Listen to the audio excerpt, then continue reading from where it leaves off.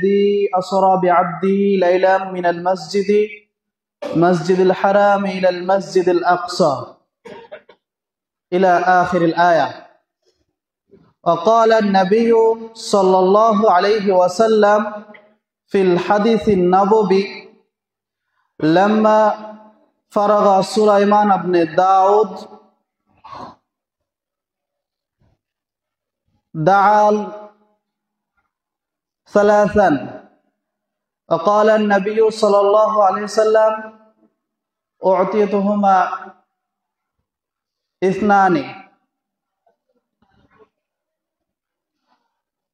প্রশংসা একমাত্র মহান রব্বুল আলামিনের জন্য, যেই মহান রব্বুল আলামিন পৃথিবীতে আমাদেরকে অসংখ্য নিয়ামত দিয়েছেন, যে মহান রব্বুল আলামিন একটি সুন্দর ধর্ম দিয়েছেন, নিয়মতান্ত্রিক ধর্ম। সেই মহান রব্বুল আলামিনের দরবারে সংক্ষিপ্ত পরিসরে কৃতজ্ঞতা প্রকাশ করছি, আলহামদুলিল্লাহ।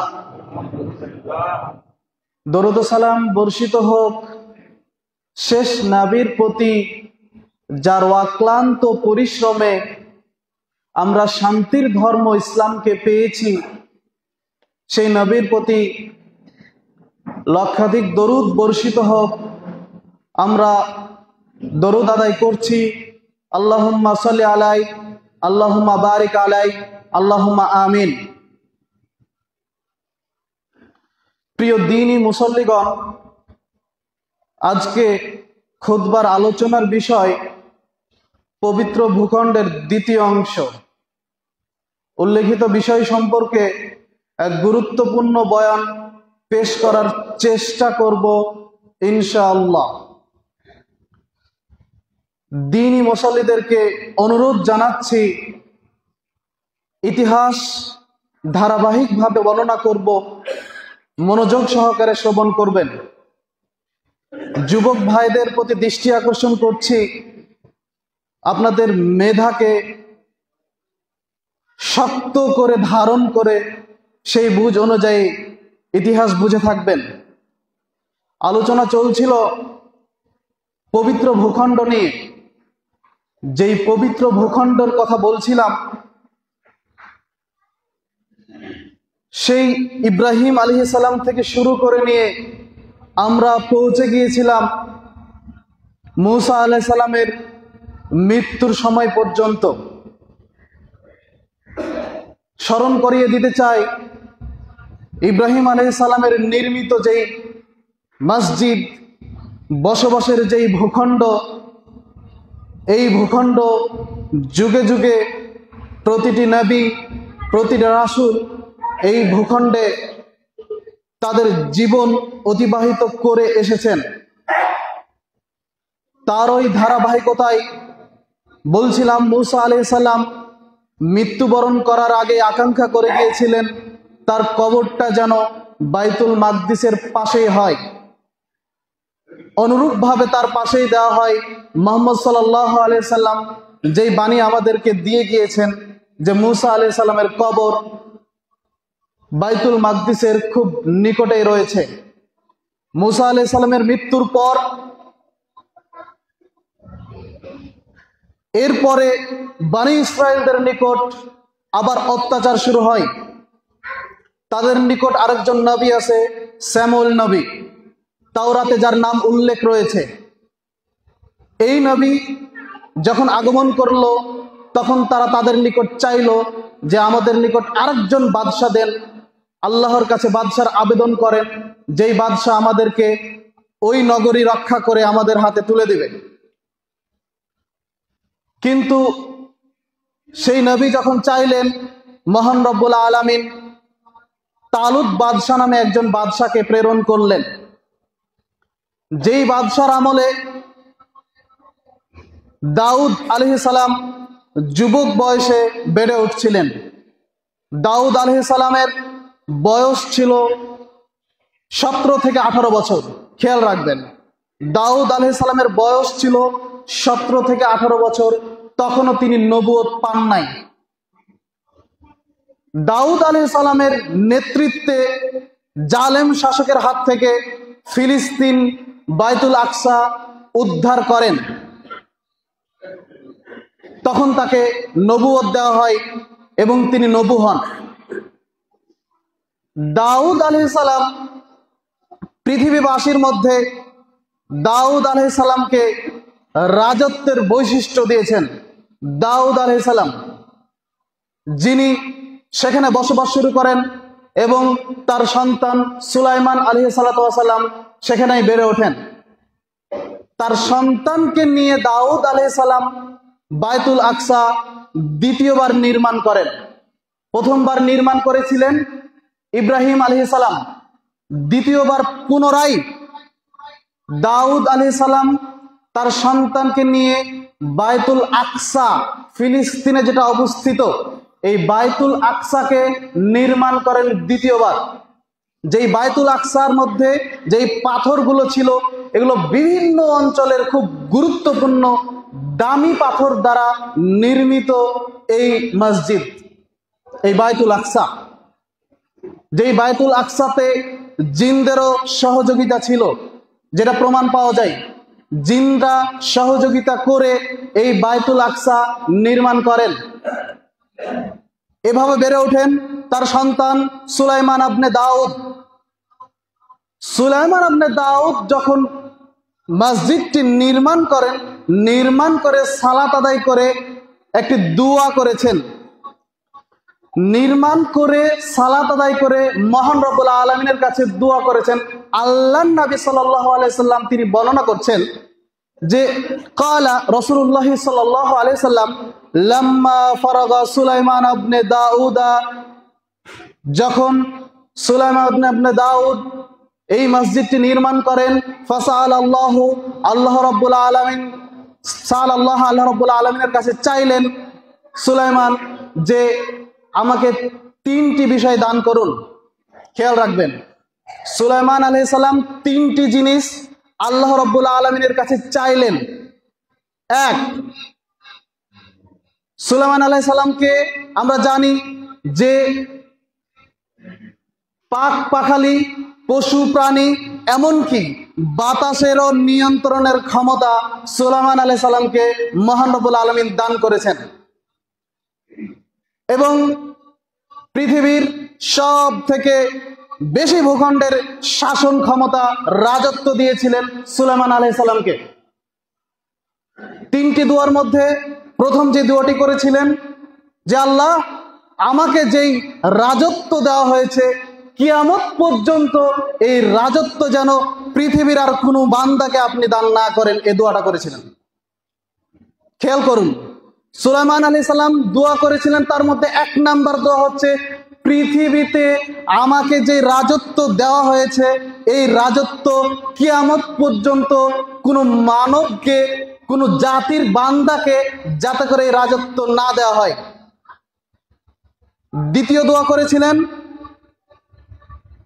আমাকে যেই বৈশিষ্ট্য দেওয়া হয়েছে পাক পাখালি, পশু প্রাণী, বাতাসের অনুগত করার, নিয়ন্ত্রণের যে দায়িত্ব, ভাষা বোঝার যে বৈশিষ্ট্য আমাকে দেওয়া হয়েছে, এই বৈশিষ্ট্য যেন কিয়ামত পর্যন্ত কোনো বান্দাকে যাতে করে এটা না দেওয়া হয়, এটা তিনি দোয়া করেছেন।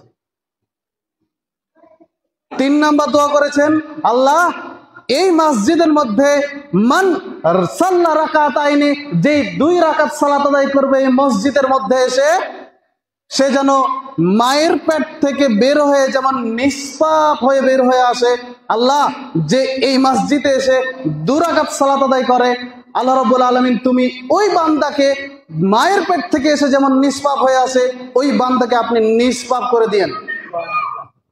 এই তিনটি দোয়া তিনি করেছেন। আল্লাহর নবী সাল্লাল্লাহু আলাইহি সাল্লাম শেষ জামানায় এসে বলছেন, ফাকালান নবী সাল্লাল্লাহু আলাইহি সাল্লাম আম্মা ইসনাইনি ফাকাদ উতিয়াতুহুমা ওয়া আরজু। আল্লাহর নবী শেষ জামানায় সাহাবাদেরকে বলছেন যে সুলাইমান আলাইহিস সালাম তার সময় যে তিনটি দোয়া করেছিলেন, ফাআম্মা ইসনাইনি, এই দুইটি দোয়া, প্রথম দুইটি দোয়া মহান রব্বুল আলামিন কবুল করে নিয়েছেন। প্রথম দুইটি দোয়া আল্লাহ তাআলা কবুল করে নিয়েছেন। এবং 3 নাম্বার যে দোয়াটি করেছিলেন এই দোয়াটি কবুল করেছেন কিনা এটা আমাকে জানানো হয় নাই, তবে ও অর্জুন আমি আশা করি যে এটাও আল্লাহ রাব্বুল আলামিন কবুল করে নেবেন। মানে প্রথম দুইটা কবুল করা হয়েছে, 3 নাম্বারটা কবুল করা হয়েছে কিনা এটা আল্লাহ রাসূলকে জানান নাই, তবে তিনি আশা করেন যে এটাও মনে হয় কবুল করা হতে পারে। তাহলে প্রথম যে দুইটি কবুল করে নিয়েছেন, যে যে রাজত্ব সুলাইমান আলাইহিস সালামকে দেওয়া হয়েছিল কিয়ামত পর্যন্ত এই রাজত্ব আর কেউ পাবে না। যে বৈশিষ্ট্য সুলাইমান আলাইহিস সালামকে দেওয়া হয়েছিল এই বৈশিষ্ট্য কিয়ামত পর্যন্ত আর কেউ পাবে না। বলছিলাম দ্বিতীয়বার নির্মাণ করেন সুলাইমান নামে দাউদ আলাইহিস সালাম এবং তার সন্তান সুলাইমান আলাইহিস সালাম। নির্মাণ করার পর দীর্ঘ কিছুদিন এই সেখানে বসবাস করে, ফিলিস্তিন দখল করে, বাইতুল আকসাতে বসবাস করে বেড়ে উঠেছেন, জীবনযাপন করেছেন। পরবর্তীতে বাদশাহ বখতে নাসের তিনি পুনরায় বাইতুল আকসা তাদের মৃত্যুবরণ করার পরে পুনরায় বাদশাহ এসে বাইতুল আকসাকে দখল করে ধ্বংস করেন। এই প্রথম বাইতুল আকসাকে ধ্বংস করার ঘৃণিত একটি কাজ করেছেন এই বাদশাহ। মুসলিমদের হাত থেকে এই আকসা তখন ছুটে গেল। পরবর্তীতে মহান রব্বুল আলামিন পুনরায় ধারাবাহিকতায় সেই বানি ইসরায়েলদের নিকট নবী সিলসিলা জারি রাখতে শুরু করেন। এই বানি ইসরায়েলের নিকট ধারাবাহিকভাবে শুরু থেকে আমরা জেনে আসছি নবী আসতেই আছে, ধারাবাহিকভাবে নবী আসতেই আছে। কিন্তু এই বানি ইসরায়েল তাদের নবীদের প্রতি অন্যায়, অত্যাচার, এমনকি হত্যাযজ্ঞ চালায়। যেমন ভাবে আমরা পরের ইতিহাস থেকে পাই যে বানি ইসরায়েলদের হত্যা করেছে ইলিয়াস, ইয়াস, জুলকিফিল, এই নবী রাসূলদের তারা হত্যা করে আসছে। তাদের সময় যখন দেওয়া হয়েছে নবীকে, তারা রবের প্রতি দাওয়াত দিয়েছে নবীরা, তারা অমান্য করে বিরোধিতা করে এই নবীদেরকে হত্যা করেছে। পরবর্তীতে আরো নবী দেওয়া হয়েছে জাকারিয়া আলাইহিস সালামকে। আমরা জানি মারিয়াম আলাইহা সালাতু ওয়াস সালামের খালু হচ্ছেন জাকারিয়া আলাইহিস সালাতু ওয়াস সালাম। পবিত্র কোরআনের সূরা আল ইমরানের ধারাবাহিকভাবে আয়াত বর্ণনা করছেন আল্লাহ রাব্বুল আলামিন যে মারিয়াম আলাইহিস সালামের পিতা ছিলেন ইমরান। তো এই মারিয়াম আলাইহিস সালামের বাবা ছিলেন ইমরান ইবনে হুসাইন। তিনি ইচ্ছা করলেন, আল্লাহর কাছে দোয়া করলেন, আল্লাহ আমাকে একটা সন্তান দিন। ইন্নী নাযারতু লাকা মা ফি বাতনি মুহাররারান, আমাকে একটি সন্তান দিন, আমি মানত করেছি এই সন্তানটা হলে সন্তানটাকে আমি বাইতুল আকসার খাদেম বানাবো। এটা তিনি ইচ্ছা করলেন। তো যখন সন্তান হলো তখন ইন্নী ওয়াজাতুহা উনসা, ইমরান ইবনে হুসাইন সে সন্তান জন্মগ্রহণ করলো উনসা, নারী সন্তান।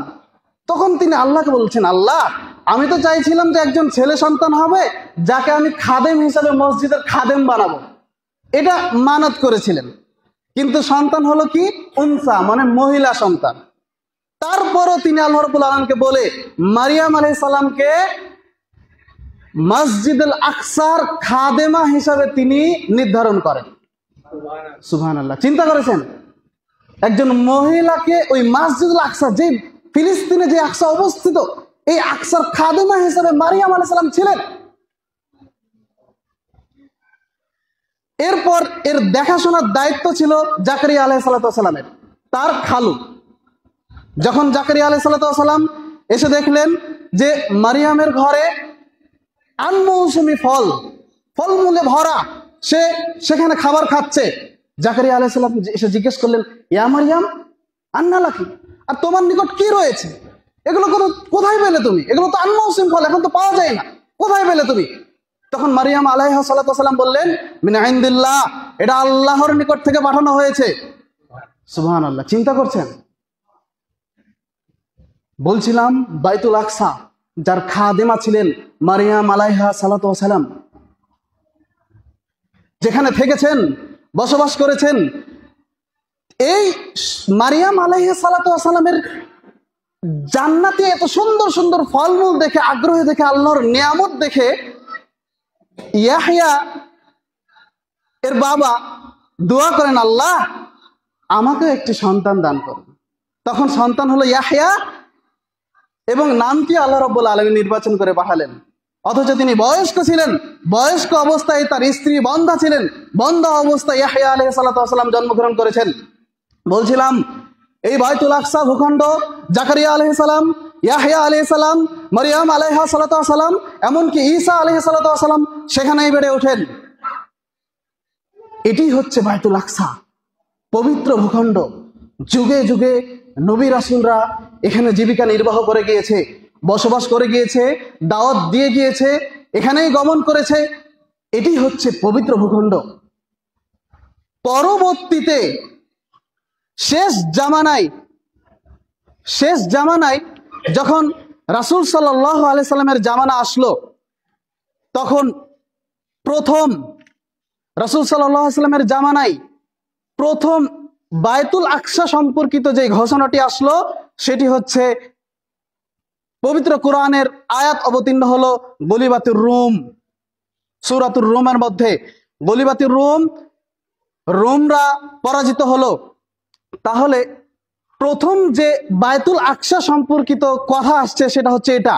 আমাদের একটা জিনিস বুঝতে হবে যে রোম হচ্ছে ইতালির রাজধানী রোম। আমরা জানি ইতালির রাজধানী রোম।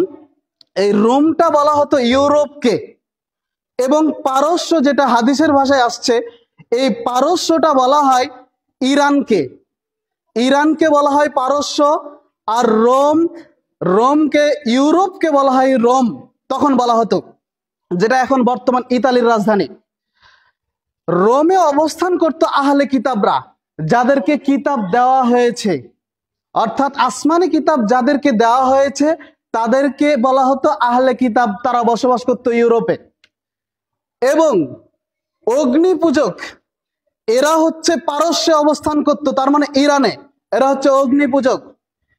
অগ্নি পূজকদের মধ্যে এবং রোমদের মধ্যে যখন যুদ্ধ হলো, তখন অগ্নি পূজকরা বিজয় লাভ করলো এবং রোমবাসীরা পরাজয় গ্রহণ করলো। এতে করে মক্কাতে নবী সাল্লাল্লাহু আলাইহি ওয়াসাল্লামের জামানায় মক্কাতে মুশরিক যারা রয়েছে, দেবদেবীর পূজা করে, অগ্নি পূজা করে, এই মুশরিকরা খুশি হয়ে গেল যে পারস্য বিজয় লাভ করলো, মানে অগ্নি পূজকদের বিজয় হলো, তাহলে মুশরিকদের বিজয় হলো। এটা মনে করে মুশরিকরা আনন্দিত হলো।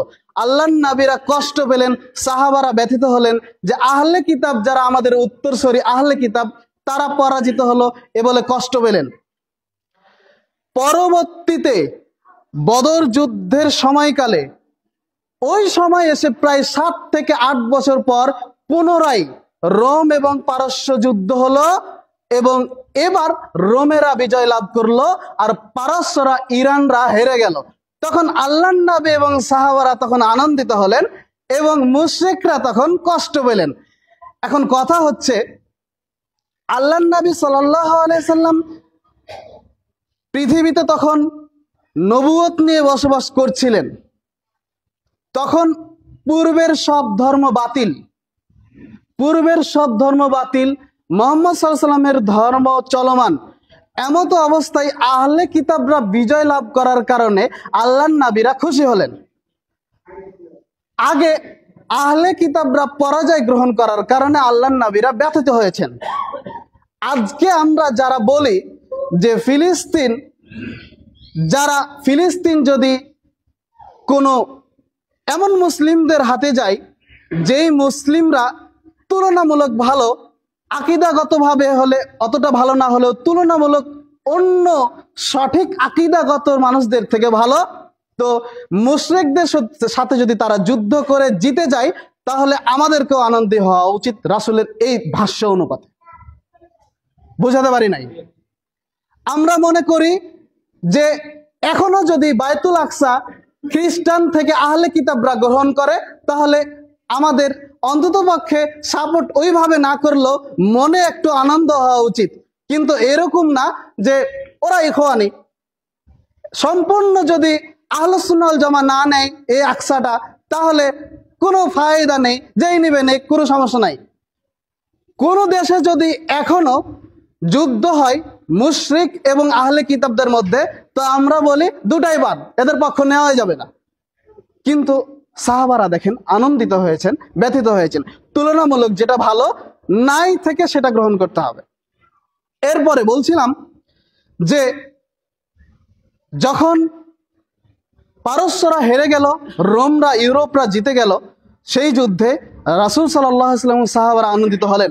পরবর্তী দ্বিতীয়বার, এটা ছিল প্রথমবার বায়তুল আকসা সম্পর্কিত ঘটনা পবিত্র কোরআনে এসেছে। দ্বিতীয়বার যেটা পবিত্র কোরআনে মহান রব্বুল আলামিন উল্লেখ করেছেন সেটি হচ্ছে সূরা ইসরা আয়াতটি। মহান রব্বুল আলামিন বলেন, সুবহানাল্লাযী আসরা বিআবদি লাইলাম মিনাল মাসজিদিল হারাম ইলাল মাসজিদিল আকসা, অর্থাৎ মেরাজের সময়। এখানে আরেকটি বিষয় রয়েছে যে আল্লাহর নবী সাল্লাল্লাহু আলাইহি সাল্লামকে মেরাজে নিয়ে যাওয়া হয়েছিল। মেরাজ থেকে গমন করে এসে আবু বকর রাদিয়াল্লাহু তাআলা আনহু সেটি সাথে সাথে বিশ্বাস করেন, যার কারণে আবু বকর রাদিয়াল্লাহু তাআলা আনহুকে নামকরণ করা হয় সিদ্দিক, সত্যায়নকারী। তো মেরাজের সময় স্পষ্ট হাদিস রয়েছে সহিহ বুখারীতে এবং সহিহ মুসলিমে, যে হাদিসটি আনাস বিন মালিক রাদিয়াল্লাহু তাআলা আনহু বর্ণনা করছেন। আল্লাহ নবী সাল্লাল্লাহু আলাইহি ওয়াসাল্লাম বলছেন যে মেরাজ যখন হয় সেই সময় জিবরিল আমার মাথার ছাদ ফেড়ে আমার কাছে গমন করলো। গমন করে এসে তিনি আমার বক্ষকে বিদরণ করলেন। বক্ষ বিদরণ করে জমজমের পানি দিয়ে আমার আত্মাটাকে বের করে ধুয়ে দিয়ে আবার আত্মাটাকে পুনরায় রাখলেন এবং স্বর্ণের থালাতে হিকমা, জ্ঞান, ইলম নিয়ে এসে তিনি প্লেটটা উজাড় করে ঢেলে দিলেন, এরপরে সিলাই করে দিলেন। এই বক্ষ বিদরণ নবী সাল্লাল্লাহু আলাইহি ওয়াসাল্লামের জীবদ্দশায় 3 বার হয়েছে। উল্লেখ্য যে প্রথমবার যখন রাসূল সাল্লাল্লাহু আলাইহি ওয়াসাল্লাম ছোট ছিলেন, খেলছিলেন ছোট বাচ্চাদের সাথে, তখন হঠাৎ করে জিবরিল এসে তার বক্ষ বিদরণ করে আত্মাটাকে বের করে জমজমের পানি দিয়ে ধুয়ে দিয়ে আবার রেখে সিলাই করে দিয়েছিলেন। যখন নবী সাল্লাল্লাহু আলাইহি ওয়াসাল্লামের বন্ধুরা দেখলেন যে আল্লাহর নবী পড়ে আছেন, তখন দৌড়ে গিয়ে তার যারা অভিভাবক ছিলেন তাদের ডেকে নিয়ে আসলেন। এসে দেখলেন তখন তার বন্ধুরা যারা ছোট অবস্থায় ছিল তারা দেখলেন যে তার বুকের মধ্যে সেলাই করা আছে, অর্থাৎ তিনি পুনরায় আবার নিশ্চিহ্ন করে দিয়েছেন। এটা ছিল প্রথমবার। নবুয়তের সময় দ্বিতীয়বার, এটা ছিল তৃতীয়বার। তো বক্ষ বিদারণ করার পরে জমজমের পানি দিয়ে ধৌত করে হিকমা পরিপূর্ণ করে দিয়ে এরপরে বোরাক নামক বাহনে করে আল্লাহ রাব্বুল আলামিন তার ফেরেশতার মাধ্যমে প্রথমে গমন করান বায়তুল আকসাতে। বায়তুল আকসাতে নিয়ে যান।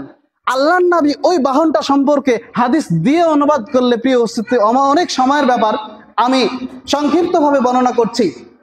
আল্লাহর নবী বোরাক সম্পর্কে বলছেন যে এই বোরাক বাহনটা এমন একটা বাহন যেটা গাধার থেকে ছোট, খচ্চর থেকে বড়। এই বাহনে করে নিয়ে গেলেন, এমন একটি বাহন যেই বাহনের চোখ যত দূর পর্যন্ত যাবে তত দূর পর্যন্ত তার গতি, চোখ দৃষ্টি যত দূর যাবে তত দূর এগিয়ে যাচ্ছে। এত দ্রুতগামী একটি বাহন বোরাক নামক বাহনে করে আমাকে বাইতুল আকসাতে নিয়ে গেলেন। বাইতুল আকসাতে নিয়ে যাওয়ার পর বাইতুল আকসার মসজিদের ওয়ালের মধ্যে একটি রডের আকুড়া রয়েছে, যে আকুড়াতে ওই বাহনটি বেঁধে রাখলেন। আল্লাহর নবী এখানে আরেকটি কথা বললেন যে এই জায়গায় পূর্ববর্তী নবীরাও বাহন বেঁধে রাখত। উল্লেখ্য যে এখনো ওই জায়গাটি রয়েছে ফিলিস্তিনের বাইতুল আকসায়, এখনো ওই জায়গাটি রয়েছে যেই জায়গাটাই আল্লাহর নবী সাল্লাল্লাহু আলাইহি ওয়াসাল্লাম এবং অন্য নবীরা তাদের বাহন বেঁধে রাখতেন। এরপরে বাইতুল আকসাতে আল্লাহর নবী সাল্লাল্লাহু আলাইহি ওয়াসাল্লাম 2 রাকাত সালাত আদায় করলেন। সালাত আদায় করে দ্রুত গতিতে আসমানে নিয়ে গেলেন। প্রথম আসমানে যখন নক করা হলো তখন ফেরেশতারা জিজ্ঞেস করলেন কে আছে? তখন জিবরাইল আলাইহিস সালাম বললেন আমি আছি। জিবরিল তখন বললেন আপনার সাথে কে আছে? বললে মুহাম্মদ সাল্লাল্লাহু আলাইহি ওয়াসাল্লাম আছে। তখন প্রশ্ন করলেন মুহাম্মদ সাল্লাল্লাহু আলাইহি ওয়াসাল্লামকে যাওয়ার কি অনুমতি দেওয়া হয়েছে? তখন জিবরিল বললেন হ্যাঁ, অনুমতি দেওয়া হয়েছে। এরপরে তিনি প্রথম আকাশে গমন করলেন। প্রথম আকাশে গমন করার পর নবী মুহাম্মদ সাল্লাল্লাহু আলাইহি সাল্লাম প্রথমে লক্ষ্য করলেন আদম আলাইহিস সালাম সেখানে রয়েছেন। আদম আলাইহিস সালামের সাথে সাক্ষাৎ করলেন, মত বিনিময় করলেন। পুনরায় দ্বিতীয় আকাশে গেলেন। এরপরে দেখলেন যে ইউসুফ আলাইহিস সালাম, ইয়াহইয়া ও ঈসা আলাইহিস সালাম ছিলেন দ্বিতীয় আকাশে। তার সাথে সালাম বিনিময় করার পর তৃতীয় আকাশে গিয়ে দেখলেন ইউসুফ আলাইহিস সালাম। চতুর্থ আকাশে গিয়ে দেখলেন ইদ্রিস আলাইহিস সালাম। পঞ্চম আকাশে গিয়ে দেখলেন হারুন আলাইহিস সালাম। ষষ্ঠ আকাশে গিয়ে দেখলেন মূসা আলাইহিস সালাম। সপ্তম আকাশে গিয়ে দেখলেন ইব্রাহিম আলাইহিস সালাম সেখানে রয়েছে। প্রত্যেকের নিকট সালাম বিনিময় করে কথা বলে তারপরে তিনি গমন করলেন। সপ্ত আকাশে গিয়ে ফাতাদাল্লাহ, তিনি আল্লাহর খুব নিকটে গেলেন। উল্লেখ্য যে এখানে অনেকেই বিশ্বাস করে আকীদাগত ভুল যে আল্লাহকে মুহাম্মদ সাল্লাল্লাহু আলাইহি ওয়াসাল্লাম স্বচক্ষে দেখেছেন, এই বাক্য ভুল। আল্লাহকে মুহাম্মদ সাল্লাল্লাহু আলাইহি সাল্লাম আল্লাহর সাথে কথা বলেছেন, কিন্তু আল্লাহকে মুহাম্মদ সাল্লাল্লাহু আলাইহি সাল্লাম দেখেননি। তাদের মধ্যে সরাসরি কথা হয়েছে, তবে মাঝামাঝি পর্দার অন্তরাল ছিল। পর্দার অন্তরালের মাঝে থেকে আল্লাহর নবী আল্লাহর সাথে কথা বলে প্রথমে 50 ওয়াক্ত সালাত, পুনরায় ফিরে এসে গিয়ে আবার 5 ওয়াক্ত সালাত তিনি নিয়ে এসেছেন। যেই 5 ওয়াক্ত সালাতের ফজিলত হচ্ছে 50 ওয়াক্ত সালাতের সমান। সুবহানাল্লাহ। এই ছিল ইসরার মেরাজের মহানবী সাল্লাল্লাহু আলাইহি সাল্লামের সময়কালে দ্বিতীয়বার বায়তুল আকসার গমন এবং বায়তুল আকসার উল্লেখ। পরবর্তীতে এখানে একটি বিষয় আমাদের বুঝে আসে যে আল্লাহর নবীকে মেরাজে নিয়ে গিয়েছেন। মেরাজটা তো সরাসরি মক্কা থেকেই আকাশে নিয়ে যেতে পারতেন, কিন্তু প্রায় 1400 কিলোমিটার দূর আবার জমিনের ভূখণ্ডের একটি মসজিদে নিয়ে গেলেন। মসজিদে নিয়ে গিয়ে আবার উপরে উঠলেন, সেখান থেকে তো উঠতে পারতেন। আমরা জানি ইব্রাহিম আলাইহিস সালামের 2 স্ত্রী 2 সন্তান ছিলেন, ইসহাক এবং আরেকজন সন্তান ছিলেন ইসমাইল আলাইহিস সালাম। আল্লাহ তাআলা সুন্দর একটি ধারাবাহিকতা নির্ধারণ করে দিয়েছেন এবং সেইভাবে তিনি পরিচালনা করেছেন। ইব্রাহিম আলাইহিস সালামের সন্তানগণ আবাদ করেছেন ফিলিস্তিন বায়তুল আকসাকে। অপরপক্ষে ইব্রাহিম আলাইহিস সালামের সন্তান ইসমাইল আলাইহিস সালাম তিনি আবাদ করেছেন মক্কা নগরীকে। এখন মক্কার যে ওয়ারিস সূত্রে আসছে মুহাম্মদ সাল্লাল্লাহু আলাইহি সাল্লাম, তিনি যে ইব্রাহিম আলাইহিস সালামের বংশধর, এই বংশধর তিনি যে সম্পূর্ণ পৃথিবীর নবী, সম্পূর্ণ পৃথিবীর বার্তাবাহক, সব কিছুর প্রমাণ বহন করে এই বায়তুল আকসা গমন করে। যদি আল্লাহর নবী বায়তুল আকসায় না যাইতেন তাহলে একটা অসম্পূর্ণ থেকে যেত। মুসলিম উম্মারা মনে করতো বায়তুল আকসার কোনো গুরুত্ব নেই, কারণ আমাদের নবী তো মক্কা মদিনায় অবস্থান করছে, মক্কা মদিনায় আমাদের পবিত্র ভূমি, বায়তুল আকসার অতটা গুরুত্ব নেই। কিন্তু বায়তুল আকসার যে কতটা গুরুত্ব, এটা আবার ইব্রাহিম আলাইহিস সালামের সন্তানদের এক করার জন্য আল্লাহ তাআলা কঠিন একটি হিকমা দিয়ে মুহাম্মদ সাল্লাল্লাহু আলাইহি সাল্লামকে পুনরায় বায়তুল আকসাতে নিয়ে এসে তারপরে গমন করেছে। তাহলে মুসলিম উম্মার একটা ঈমানি টান থাকে যাতে এই বায়তুল আকসা। বলছিলাম দ্বিতীয় ঘোষণা ছিল এই মেরাজের। পরবর্তীতে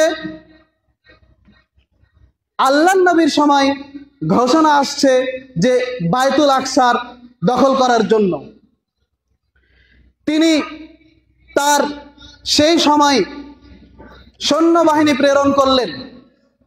তার মধ্যে হিজরত হলো, হিজরত করে তিনি মসজিদে কুবা নির্মাণ করেন।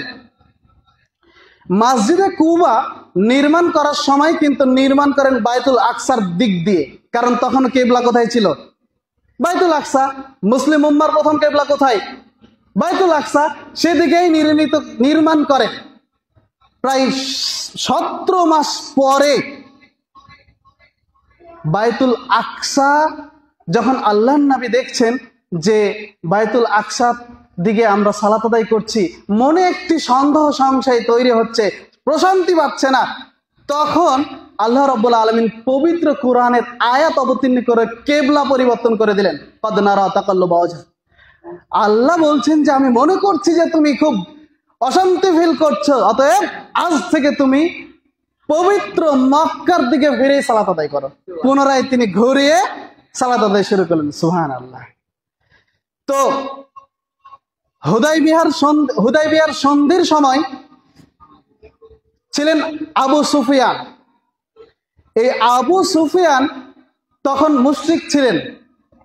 হুদায়বিয়ার সন্ধি যখন হয়ে গেল, তখন ফিলিস্তিনে মক্কার মুশরিকরা ব্যবসার জন্য যাতায়াত শুরু করলো।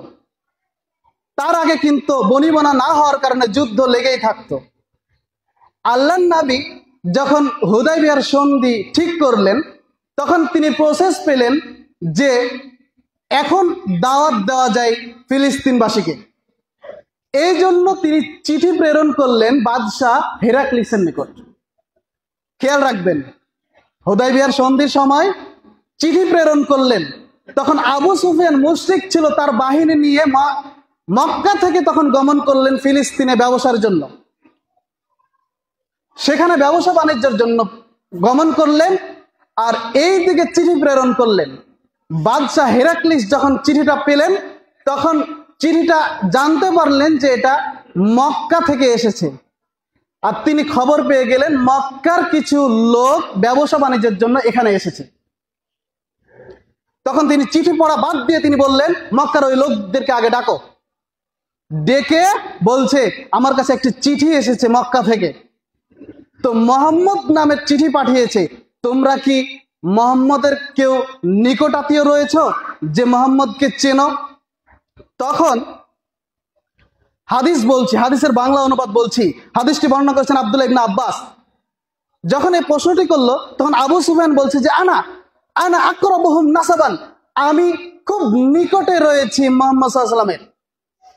তখন তিনি তাকে প্রশ্ন করলেন, আমি তোমাকে কিছু প্রশ্ন করতে চাই, তুমি উত্তর দাও। আবু সুফিয়ানকে প্রশ্ন করলেন যে কাইফা নাসাবাহু ফিকুম, তোমাদের মাঝে সম্পর্কটা কি? তখন বলছে, আমি তার খুব ঘনিষ্ঠ লোক, যা বলার আমাকে বলেন, যা জানতে চান আমি তার উত্তর দেব। প্রথমে তিনি জিজ্ঞেস করলেন যে ফাহাল ক্বালা হাযাল ক্বাওলু মিনকুম আহাদুন কাত্তুন ক্বাবলাহু, তিনি যে নবী, তার বংশের কি কেউ আগে এরকম নবুয়ত দাবি করেছে? তো ওই মুশরিক বলছে, যেটা আবু সুফিয়ান রাদিয়াল্লাহু তাআলা আনহু পরবর্তীতে ইসলাম ধর্ম গ্রহণ করছেন, তখন মুশরিক ছিল। তো আবু সুফিয়ান রাদিয়াল্লাহু তাআলা আনহু বলছেন যে না, আগে তার কেউ নবুয়ত দাবি করে নাই। তো তারপরে প্রশ্ন হচ্ছে, তার পিতৃপুরুষ কি রাজা বাদশাহ ছিল? বলছেন না, তার পিতৃপুরুষ কেউ রাজা বাদশাহ ছিল না। তো সে যে দাওয়াত দিচ্ছে, এই দাওয়াত কি মানুষ গ্রহণ করছে? তো বলছে হ্যাঁ, মানুষ গ্রহণ করছে। তো দাওয়াত গ্রহণ করার পরে কি মানুষ আবার মুরতাদ হয়ে যাচ্ছে? বলছেন না, যারা দাওয়াত গ্রহণ করছে তারা থেকে যাচ্ছে, আর ফিরে আসে না।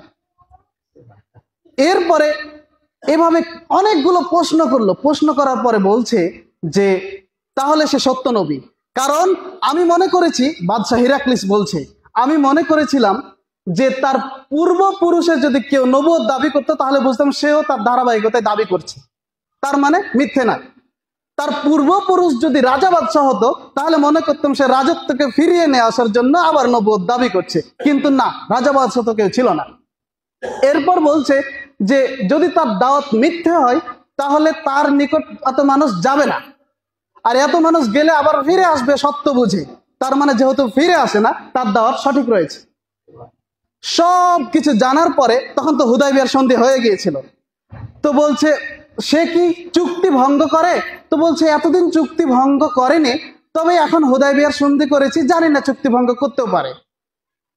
তো আবু সুফিয়ান রাদিয়াল্লাহু তাআলা আনহু বলছেন যে পরবর্তীতে হাদিসটা বর্ণনা করছেন, পরবর্তীতে নিজের কাহিনীটা বর্ণনা করছেন ইসলাম ধর্ম গ্রহণ করার পরে।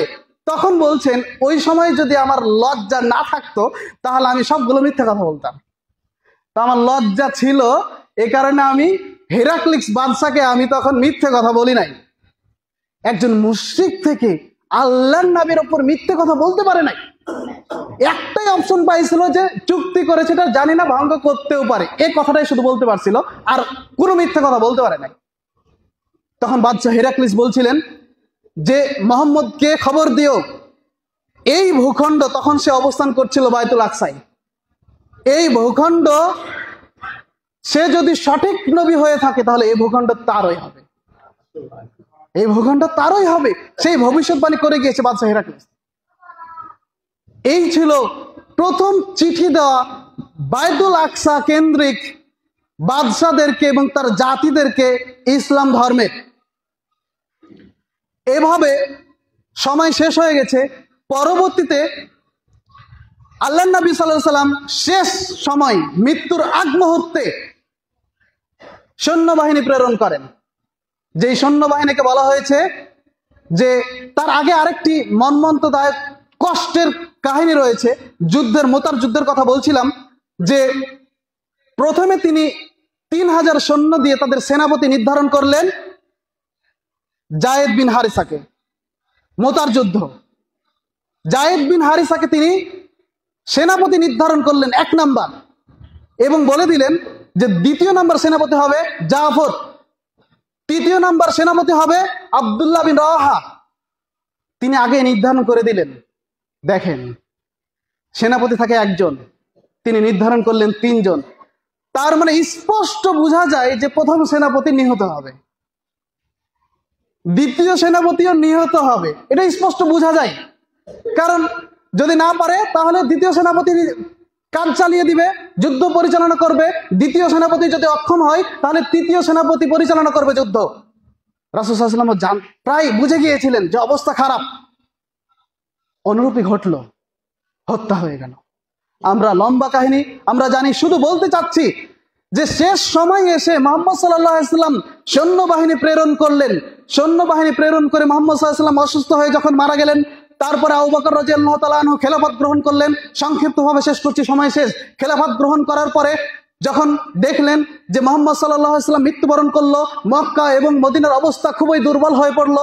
মক্কার মুশরিকরা এবং বাইরের ইহুদি খ্রিস্টানরা তারা চাপ দিতে পারে মক্কা এবং মদিনায়, যেহেতু রাসূল সাল্লাল্লাহু আলাইহি ওয়াসাল্লাম মারা গেছে, একটা দুর্বল পয়েন্ট পেয়েছে। পক্ষান্তরে মূল নেতাগুলোকে ফিলিস্তিন দখল করার জন্য আল্লাহ নবী সাল্লাল্লাহু আলাইহি ওয়াসাল্লাম প্রেরণ করে দিয়েছেন। মক্কা এবং মদিনা একটু শূন্য অবস্থায় আছে, এই ভয় আকাঙ্ক্ষা কাজ করছিল সাহাবাদের সম্মুখে। আবু বকর রাদিয়াল্লাহু তাআলা আনহু উমর রাদিয়াল্লাহু তাআলা আনহুকে বললেন, হে উমর, আমরা পরামর্শ করতে চাই, আল্লাহর নবী যে সৈন্যবাহিনী প্রেরণ করেছেন, আমার মনে হয় যে সৈন্যবাহিনীকে আমরা ফিরিয়ে নিয়ে আসি, আগে মক্কা এবং মদিনা স্থায়ী করি, তারপরে পরের রাষ্ট্র তখন দেখা যাবে। উমর রাদিয়াল্লাহু তাআলা আনহু ব্যক্ত কণ্ঠে তিনি বললেন যে যেই সৈন্যবাহিনী আল্লাহর রাসূল প্রেরণ করেছেন, ওই সৈন্যবাহিনীকে আমি উমর ফিরিয়ে নিয়ে আসার অধিকার রাখি না। অতএব উমর রাদিয়াল্লাহু তাআলা আনহু বলছেন, মক্কা মদিনা আমরা সর্বোচ্চভাবে রক্ষা করব, কিন্তু যে আল্লাহর নবী যে সৈন্যকে পাঠিয়ে দিয়েছেন যুদ্ধতে, ওই সৈন্যকে আমি উমর ফিরিয়ে নিয়ে আসার অধিকার রাখি না। পরবর্তীতে ওই সৈন্য যুদ্ধের কার্যক্রম চলমান থাকে। উমর রাদিয়াল্লাহু তাআলা আনহু, আবু বকর রাদিয়াল্লাহু তাআলা আনহু পরে শাসক হন, খেলাফত গ্রহণ করেন। উমর রাদিয়াল্লাহু তাআলা আনহু যখন খেলাফত গ্রহণ করেন, ওই যুদ্ধ চলমান থাকে। খালিদ বিন ওয়ালিদ এবং ওসামা বিন জায়েদ এবং খালিদ বিন ওয়ালিদের 2 জনের নেতৃত্বে পুনরায় যুদ্ধ চলমান থাকে। আমরা জানি খালিদ বিন ওয়ালিদ, প্রিয় উপস্থিতি, একটু আপনাদের কাছে 5 মিনিট সময় চেয়ে নিচ্ছি, বিরক্ত বোধ করিয়েন না। আমি আলোচনাটা এখানে শেষ করছি। বলছিলাম, খালিদ বিন ওয়ালিদ ছিলেন বীরত্বের প্রতীক। খালিদ বিন ওয়ালিদ ছিলেন একজন যোদ্ধা। সবাই জানতো মক্কার মুশরিকরা খালিদ বিন ওয়ালিদ সেনাপতি হলে সেই যুদ্ধে জয় রয়েছে। উমর রাদিয়াল্লাহু তাআলা আনহু সৈন্যবাহিনী প্রেরণ করলেন যখন পুনরায়, তখন তিনি খালিদ বিন ওয়ালিদকে সেনাপতি হিসেবে তিনি নির্ধারণ করলেন না।